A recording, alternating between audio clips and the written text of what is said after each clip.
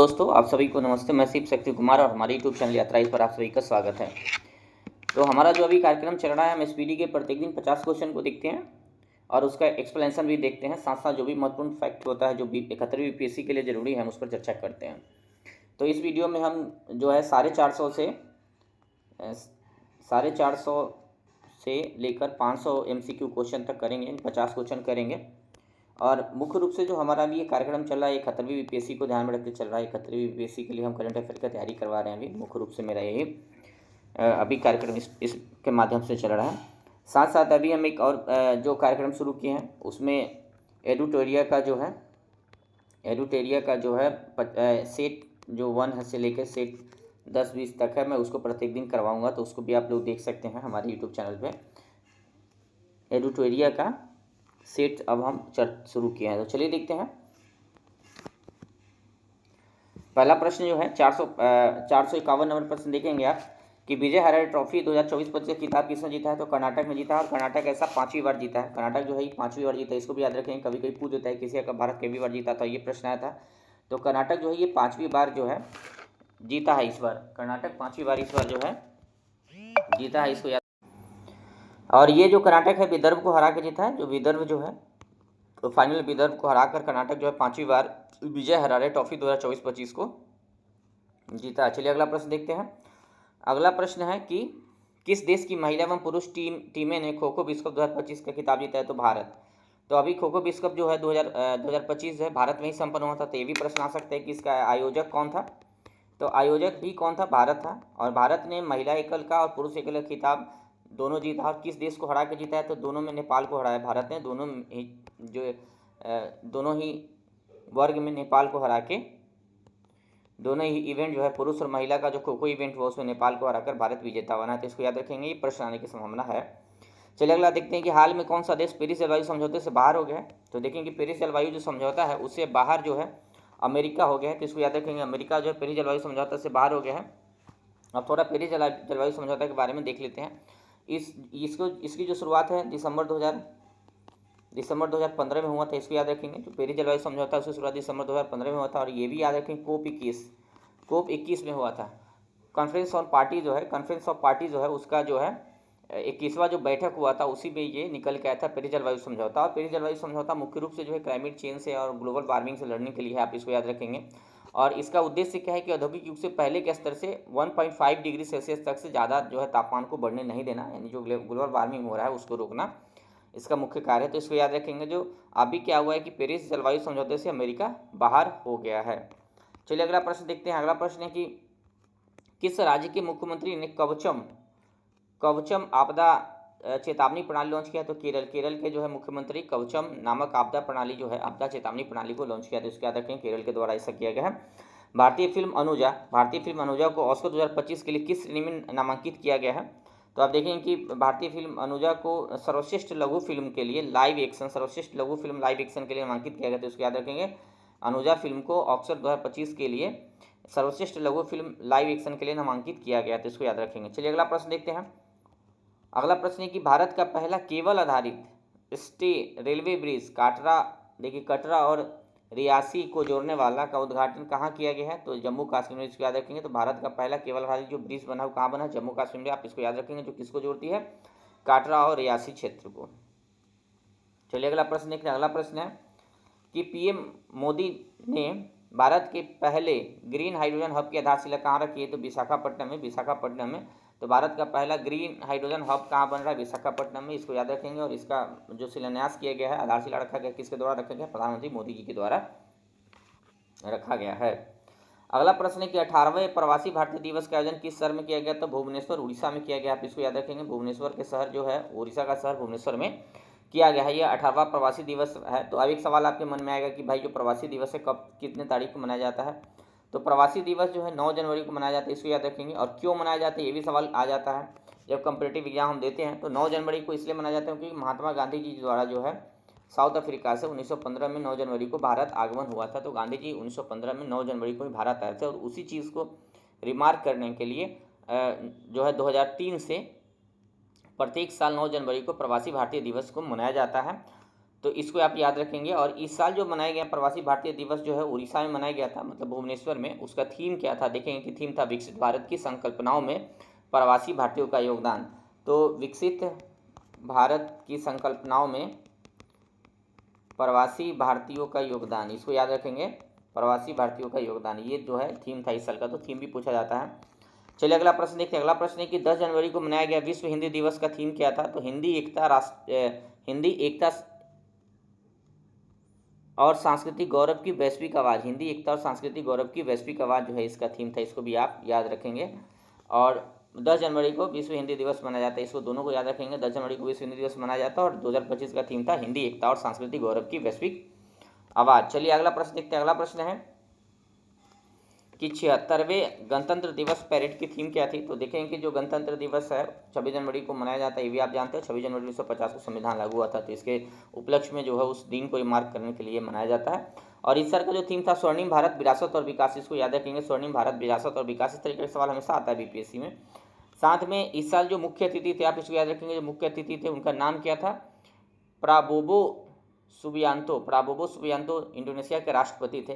Prabowo Subianto जो है Indonesia के राष्ट्रपति थे, प्राबोवो सुबियांतो, इसको याद रखेंगे, प्राबोवो सुबियांतो, ये इंडोनेशिया के राष्ट्रपति थे, ये इस बार मुख्य अतिथि थे। इससे सवाल आने की संभावना रहती है कि मुख्य अतिथि कौन था।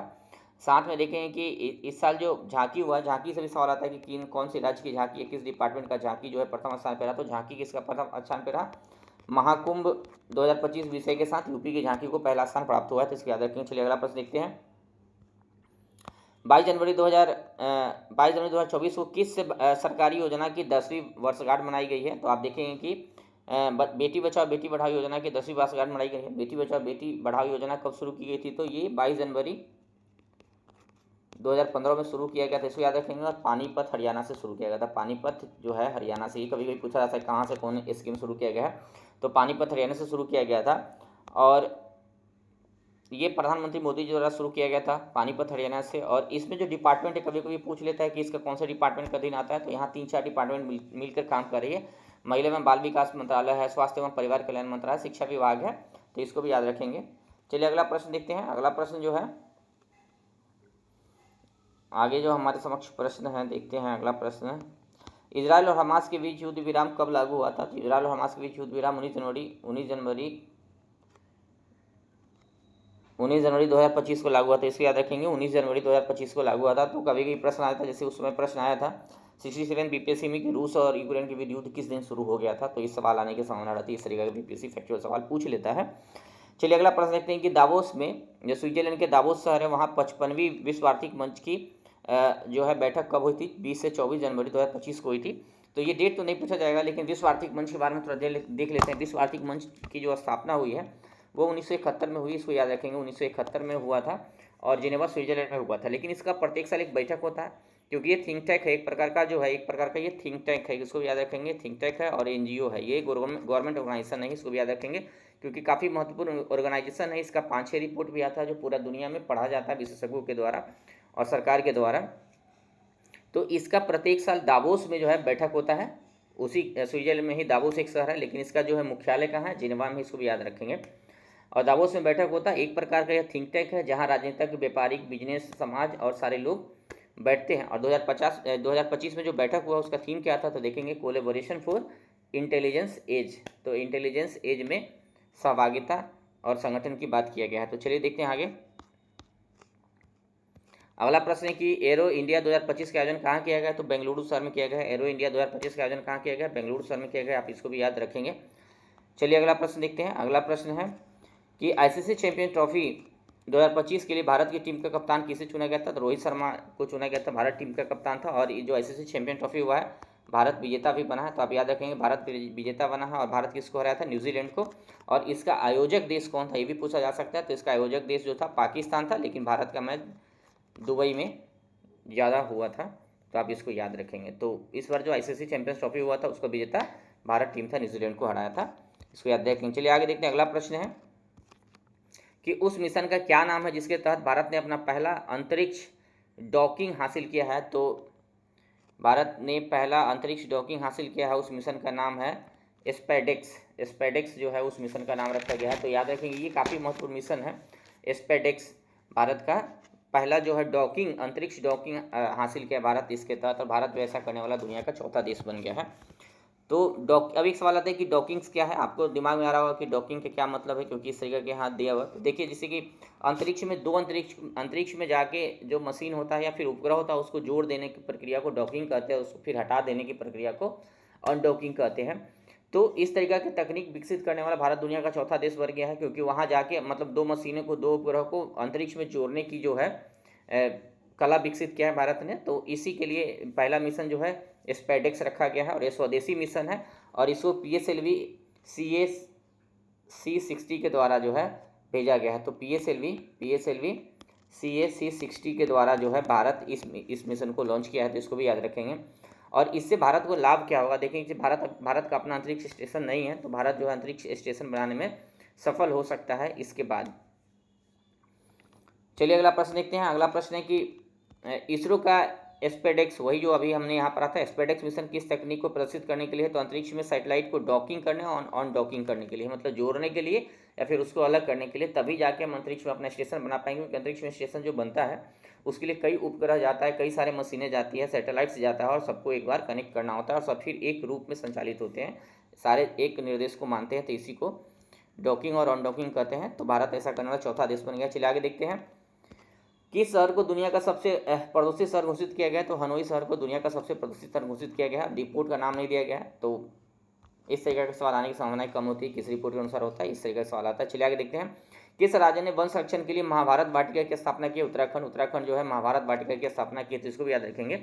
साल 2024 के लिए कितने एथलेटिक्स को अर्जुन पुरस्कार से सम्मानित किया गया है। तो 32 एथलेटिक्स है जिनको अर्जुन पुरस्कार से सम्मानित किया गया है। 32 एथलेटिक्स टोटल है जिनको अर्जुन पुरस्कार से सम्मानित किया गया है। अर्जुन पुरस्कार दिया क्यों जाता है, आप देखेंगे कि अर्जुन पुरस्कार 1961 से दिया जाता है, इसको आप याद रखेंगे। 1961 से अर्जुन पुरस्कार दिया जाता है, और उन खिलाड़ियों को दिया जाता है जो पिछले 4 वर्षों में उत्कृष्ट प्रदर्शन करते हैं। जो पिछले 4 वर्षों में उत्कृष्ट प्रदर्शन करते हैं उनको दिया जाता है। और इस साल कितने खिलाड़ी को दिया गया है, 32 खिलाड़ी को दिया गया है। ये 2024 का साल है, लेकिन घोषणा जो है 17 जनवरी 2025 में इसका किया गया था, तो इसको आप याद रखेंगे। चलिए आगे प्रश्न देखते हैं। अगला प्रश्न है कि हाल में किसके नेतृत्व में मूल्य सूचकांक, मतलब होलसेल प्राइस इंडेक्स आधार वर्ष को संशोधित करने के लिए कमेटी बनाया गया है। तो रमेश चंद्र जी की एक कमेटी बनाया गया। तो WPI और CPI आप इसको देखेंगे कि जो WPI है, जो CPI है, UPSC बराबर प्रश्न पूछता है, और BPSC भी इसके जो है बराबर प्रश्न पूछता है। तो जो थोक मूल्य सूचकांक है, चाहे WPI हो चाहे CPI हो, इसका काम क्या है। पहला प्रश्न तो ये हमारे दिमाग में आता है कि इसका काम क्या है। तो WPI CPI के काम क्या है कि देश के अंदर मुद्रास्फीति को मापने के, इन्फ्लेशन जो होता है उसको मापते हैं कि वस्तु का महंगाई कितना बढ़ा है, वस्तु और सेवा का।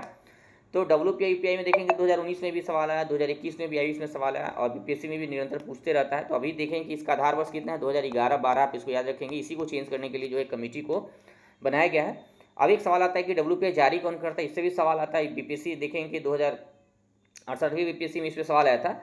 तो थोक मूल्य सूचकांक को जारी कौन करता है, वाणिज्य एवं उद्योग मंत्रालय के अंतर्गत जो आर्थिक सलाहकार कार्यालय है, तो आर्थिक सलाहकार जो कार्यालय है, आर्थिक सलाहकार कार्यालय द्वारा जारी किया जाता है। और किसके अधीन आता है, तो भारतीय वाणिज्य एवं उद्योग मंत्रालय के अधीन आता है। इसको भी याद रखेंगे, भारतीय वाणिज्य एवं उद्योग मंत्रालय के अधीन आता है। और प्रत्येक महीना में WPI को प्रकाशित किया जाता है, प्रत्येक महीना में WPI को प्रकाशित किया जाता है, आप इसको याद रखेंगे, प्रत्येक महीना में WPI को प्रकाशित किया जाता है। और WPI में देखेंगे कि केवल जो है वस्तु शामिल है। अभी देखेंगे कि केवल क्या है, वस्तु शामिल है, वस्तु शामिल है, केवल वस्तु शामिल है, इसमें सेवा को शामिल नहीं किया गया।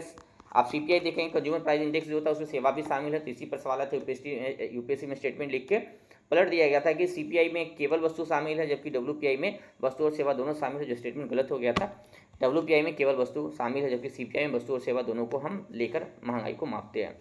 भारत सरकार जो है किसको रिकॉग्नाइज करती है अभी, तो आप देखेंगे कि भारत सरकार 2015 से पहले तो हम WPI को रिकॉग्नाइज करती थी, भारत सरकार मुद्रास्फीति को मापने के लिए, लेकिन आधिकारिक तौर पर अब भारत जो है CPI को रिकॉग्नाइज करती है, CPI के माध्यम से जो है महंगाई मापती है। तो अब याद रखेंगे, CPI कंज्यूमर प्राइस इंडेक्स के माध्यम से भारत में जो है महंगाई को मापा जाता है सरकार के ओर से, और ये 2015 में हुआ था। चलिए आगे देखते हैं। अगला प्रश्न है कि जनवरी 2025 में जारी QS world future skill index में भारत का कौन सा स्थान हासिल हुआ है, तो दूसरा स्थान हुआ है। तो आप देखेंगे कि स्किल इंडेक्स में भारत को निश्चित तौर पर दूसरा स्थान हासिल हुआ है, और उसमें ओवरऑल देखेंगे तो इस रिपोर्ट में ओवरऑल भारत को 25वां स्थान प्राप्त हुआ है। चलिए आगे देखते हैं। अगला प्रश्न देखेंगे। अगला प्रश्न है कि प्रवासी भारतीय सम्मान पुरस्कार 2025 किसे दिया गया है, तो यह तो बहुत लोगों को दिया गया था, 25 लगभग 27 लोग हैं, लेकिन डॉक्टर सैयद अनवर खुर्शीद जी है, इनको भी प्रवासी भारतीय सम्मान दिया गया है, तो इसको याद रखेंगे। जनवरी 2025 में मझगांव डाक शिप बिल्डर्स लिमिटेड द्वारा भारतीय नौसेना को सौंपी गई छठी स्कॉर्पियन क्या है? तो छठी स्कॉर्पियन क्या है? वाक्सीर है। वाक्सीर जो है छठा स्कॉर्पियन है और ये मझगांव डाक शिप बिल्डर्स लिमिटेड द्वारा दिया गया। और ये मझगांव डाक कहाँ है? तो आप देखेंगे कि गोवा में, इसको भी याद रखेंगे गोवा में है। तो 2 2 3 3 फैक्ट है, सारे फैक्ट बीपीएससी में से एक प्रश्न आता है। और ये छठा स्कॉर्पियन का नाम क्या है? वाक्सीर है। छठा स्कॉर्पियन का नाम क्या है? वाक्सीर है। और P75 जो है देखेंगे, P75 प्रोजेक्ट 75 आपसे सवाल आ सकता है कि क्या है? तो प्रोजेक्ट 75 स्कॉर्पियो पनडुब्बी को विकसित करने के लिए ही स्कीम है भारत सरकार की।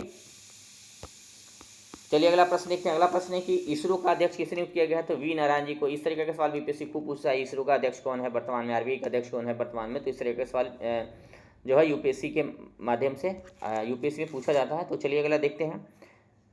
अगला प्रश्न देखेंगे कि अभी मतलब देखते हैं कि इसरो का अध्यक्ष कौन है? तो वी नारायण जी, इसको याद रखेंगे। अगला प्रश्न है 476 नंबर की, हाल में आर्कियोलॉजिकल एक्सपेरिमेंटल म्यूजियम का उद्घाटन कहाँ किस समय किया गया? तो वडनगर में किया गया। वडनगर में किया गया। तो आर्कियोलॉजिकल एक्सपेरिमेंटल म्यूजियम का उद्घाटन कहाँ किया गया है? वडनगर में किया गया। आप इसको याद रखेंगे, वडनगर में किया गया है। चलिए अगला प्रश्न देखते हैं कि भारत इस स्पेस में डॉकिंग करने वाला दुनिया का कौन सा देश बना? चौथा देश बना है। आप देखें कि भारत जो है डॉकिंग करने वाला दुनिया का मतलब कि उपग्रह को जोड़ने वाला दुनिया का चौथा देश बना है और भारत के जो स्पेस सेंटर बनने वाला है उसमें योगदान करेगा ये।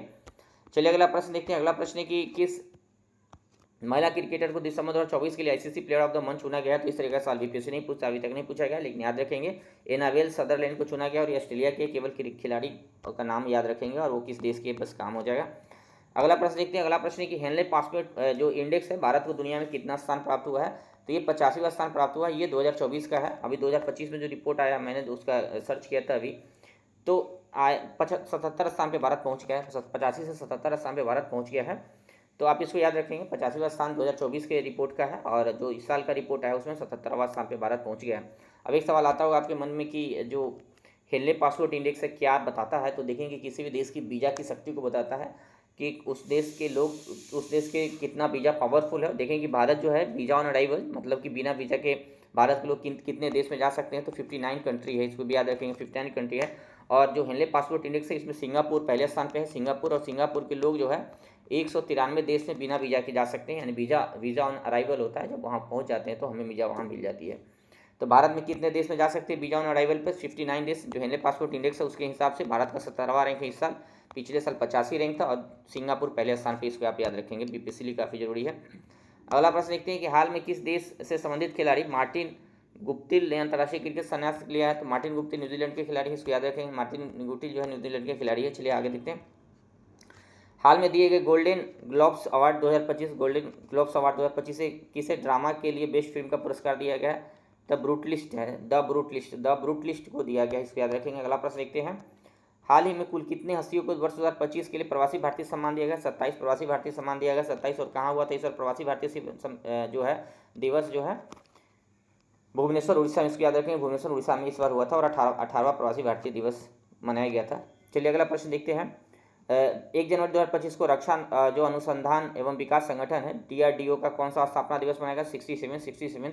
तो डीआरडीओ की स्थापना कब हुई थी? 1958 में। इसको याद रखें, काफ़ी महत्वपूर्ण बॉडी है क्योंकि भारत के अंदर जितने भी रक्षा प्रौद्योगिकी का विकास होता है, मतलब डिफेंस टेक्नोलॉजी का विकास होता है, वो डीआरडीओ के माध्यम से होता है। जबकि जो देखेंगे कि ज़्यादातर जो है हमारा अंतरिक्ष जो है जो प्रौद्योगिकी है उसका विकास कौन करता है? तो इसरो के द्वारा किया जाता है। तो ये 2 संगठन है, इसके बारे में बेहतर तरीका से अध्ययन करेंगे। अभी जो है इसकी स्थापना कब हुआ था? 1958 में, इसको याद रखेंगे। डीआरडीओ की स्थापना 1958 में हुआ था और अभी इसके अध्यक्ष कौन है?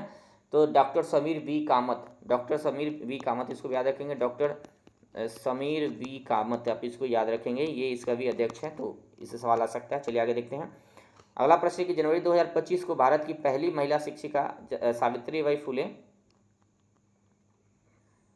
की कैवी जयंती मनाई गई है? तो 194वीं जयंती मनाई गई। तो आप इसको याद रखेंगे, 194वीं जयंती मनाई गई है ज्योतिबा फुले जी का। और ज्योतिबा फुले जी का जन्म कब हुआ था? 3 जनवरी 1831 को याद रखेंगे आप, 3 जनवरी 1831 को इनका जन्म हुआ था, इसको आप याद रखेंगे। और ज्योतिबा फुले जो थे भारत की पहली महिला शिक्षिका थी, भारत की पहली महिला शिक्षिका थी, आप इसको भी याद रखेंगे, पहली महिला शिक्षिका थी। इसका मतलब क्या है आप ये समझिए। ऐसा नहीं कि भारत में इनसे पहले कोई शिक्षक नहीं बनी थी महिला, बशर्ते इन ट्रेंड पहली महिला शिक्षिका थी। जैसे प्रॉपर बीएड इस तरीका से होता है, बीएड करने के बाद जो टीचर बनते हैं, तो उस तरीका से ज्योतिबा फुले पहली प्रशिक्षित महिला शिक्षिका थी भारत की, आप इसको याद रखेंगे। पहला बात। उसके बाद देखें कि ज्योतिबा फुले जो है काफ़ी जो महिला समाज सुधारक भी थी, नारीवादी थी, आप इसको याद रखेंगे। और भारत में इनका कंट्रीब्यूशन बहुत ज़्यादा है। तो आप देखेंगे सोशल रिफॉर्म के अंदर आधुनिक भारत के विकास में ज्योतिबा फुले की ये पत्नी है और सावित्रीबाई फुले का बहुत बड़ा योगदान है। तो आप इसको याद रखेंगे। और इनका जन्म कहाँ हुआ था? सतरा, महाराष्ट्र में हुआ था, इसको भी याद रखेंगे। और ज्योतिबा फुले इनके पति थे, इस बात को भी याद रखेंगे। और इनके द्वारा जो महत्वपूर्ण कार्य किया गया, सबसे बड़ा कार्य जो था, पहली महिला विद्यालय बनाया गया, पहली महिला विद्यालय की स्थापना की गई। सारे काम जो है ज्योतिबा फुले के साथ भी किया, स्वतंत्र रूप से भी किए थे। तो पहली महिला विद्यालय की स्थापना 1848 में पुणे में किया गया था, आप इसको याद रखेंगे। पहली महिला या फिर पहली बालिका विद्यालय की स्थापना कब किया गया था? 1848 में पुणे में किया गया था। और किनके द्वारा किया गया था? ज्योतिबा फुले जो है, सावित्रीबाई फुले के द्वारा किया गया था, आप इसको याद रखेंगे। साथ में कई काम भी इन्होंने किया, जैसे महिला सेवा मंडल की स्थापना 1852 में किया था। 1852 में महिला सेवा मंडल की स्थापना किया था। फिर बाल हत्या प्रतिबंध गृह बनाया गया था 1883 में इनके द्वारा। 1883 में बाल हत्या प्रतिबंध गृह बनाया गया था। फिर सत्यशोधक समाज की भी स्थापना किया गया 1873 में। ज्योतिबा फुले के साथ उन्होंने मिलकर सत्यशोधक समाज की स्थापना किया था।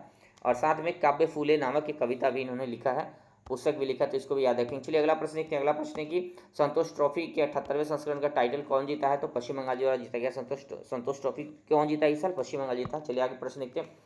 अगला प्रश्न है कि हाल में दिए गए वर्ष 2024 के लिए राष्ट्रीय खेल पुरस्कारों में कितने खिलाड़ी को खेल रत्न दिया गया है? तो 4 खिलाड़ी को खेल रत्न दिया गया है, तो इसको याद रखेंगे, 4 खिलाड़ी को खेल रत्न पुरस्कार दिया गया है।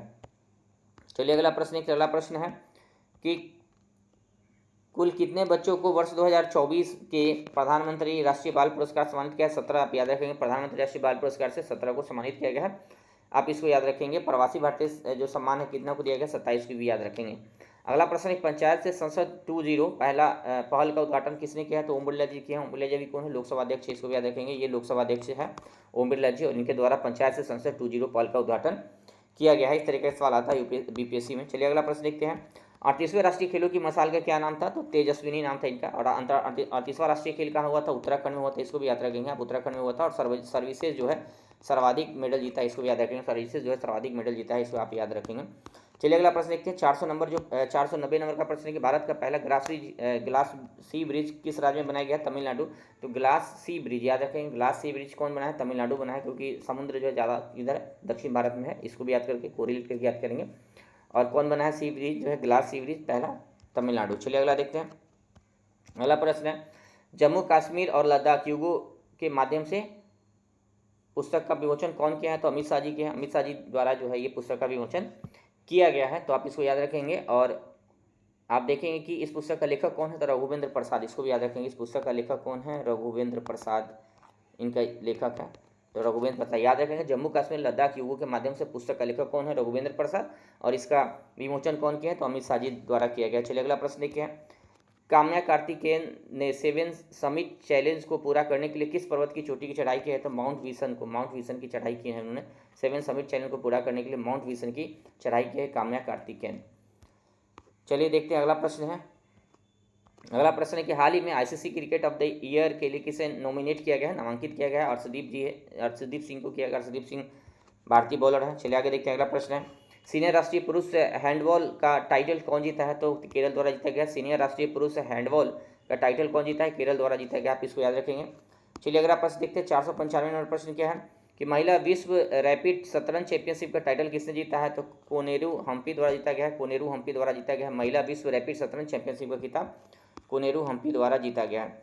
अगला प्रश्न देखते हैं। अगला प्रश्न है कि 11वें प्रो कबड्डी लीग का टाइटल कौन जीता है? तो हरियाणा स्टीलर्स द्वारा जीता गया है। हरियाणा जो प्रो कबड्डी लीग का जो टाइटल है कौन जीता है इस बार? हरियाणा स्टीलर्स द्वारा जीता गया है, इसको भी याद रखेंगे। अगला प्रश्न देखते हैं। अगला प्रश्न है कि हॉकी इंडिया लीग 2024-25 का आयोजन कहाँ किया गया था? तो राउरकेला में किया गया था, राउरकेला में किया गया था और हॉकी इंडिया लीग का। और इसमें जो है पुरुष में कौन जीता है? तो पश्चिम बंगाल फ्रेंचाइज द्वारा पुरुष लीग को जीता गया है, जबकि महिला लीग को उड़ीसा वॉरियर द्वारा जीता गया है। तो उड़ीसा वॉरियर्स द्वारा जीता गया है महिला लीग का खिताब। जो महिला हॉकी इंडिया लीग का खिताब जो जीता है उड़ीसा वॉरियर्स द्वारा जीता गया, जबकि पुरुष का जीता पश्चिम बंगाल फ्रेंचाइज द्वारा जीता गया, तो इसको याद रखेंगे। 498 नंबर प्रश्न है कि चर्चा में रहा कावेरी इंजन को किस संस्थान द्वारा विकसित किया गया है? तो गैस टरबाइन अनुसंधान संस्थान द्वारा जो कावेरी इंजन बना है उसको कौन विकसित किया है, इसको पूछा जा सकता है। तो गैस टरबाइन अनुसंधान संस्थान द्वारा विकसित किया गया है चलिए अगला प्रश्न देखते हैं। 499 नंबर प्रश्न है कि दुनिया का सबसे बड़ा जल विद्युत बांध का निर्माण कौन कर रहा है? तो जल विद्युत बांध का निर्माण कौन सा देश कर रहा है? चीन द्वारा किया जा रहा है, इसको याद रखेंगे। चीन द्वारा दुनिया का सबसे बड़ा जल विद्युत बांध का निर्माण किया जा रहा है। अगला प्रश्न देखिए, अगला प्रश्न है कि स्पाइनिक्स द्वितीय नौसेना अभ्यास भारत और किस देश के बीच आयोजित किया गया? श्रीलंका। इसको याद रखेंगे केवल स्पाइनिक्स, क्योंकि जैक्सा के बारे में कल पूछा गया था, जापान और इंडिया के बीच जो है नौसैनिक अभ्यास है जैक्सा, तो उस पर भी पूछा गया था एक। और जैक्सा जो है जापान की जो है अंतरिक्ष अनुसंधान संस्था भी है, तो उस तरीके के एक था नौसेना था, उसी पे पूछा गया था। नौसेना अभ्यास था इंडिया और, तो इस तरीके का सवाल आता है तो आप याद रखेंगे स्पाइनिक्स द्वितीय नौसेना अभ्यास जो है भारत और किस देश के बीच है? तो भारत और श्रीलंका। इसको याद रखेंगे, स्पाइनिक्स जो है द्वितीय नौसैनिक अभ्यास किसके बीच होता है? भारत और श्रीलंका। तो ये हमारा आज का जो है महत्वपूर्ण 50 क्वेश्चन का एक्सप्लेनेशन था और ये समाप्त हो। मैं फिर अगले वीडियो के साथ आप सभी के समक्ष प्रस्तुत होऊंगा और आप इसको देखें, निश्चित तौर पर ये लाभकारी है 1000वीं यूपीएससी के लिए। Thank you for watching me, thank you.